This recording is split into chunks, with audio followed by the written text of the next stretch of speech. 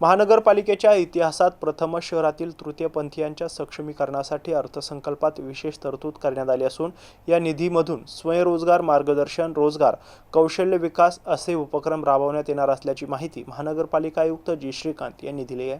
तरतुदी करण्यात आली. ट्रान्सजेंडर सक्षमीकरण कोणत्याही शहराची खरी प्रगती केवळ रस्ते, पूल आणि इमारतीच्या मोजले जात नाही, तर त्या शहराच्या प्रत्येक व्यक्तीला मिळणाऱ्या सन्मानाने आणि संधीने मोजले जाते.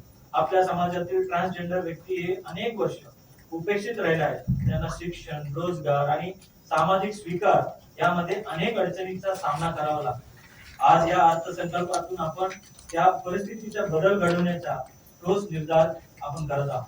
ट्रान्सजेंडर समुदायाच्या कौशल्य विकासासाठी आणि त्यांच्या जीवनमान उन्नतीसाठी आपण 20 लाख रुपयाचा विशेष तरतूद या ठिकाणी करण्यात आली.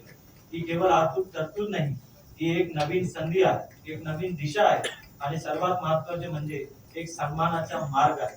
या निधीतून आपण पुढील उपक्रमाच्या राबवण्यात येणार आहे. स्किल डेव्हलपमेंट प्रोग्राम असतील, स्वयंरोजगारासाठी मार्गदर्शन, लघु उद्योग, हस्तकला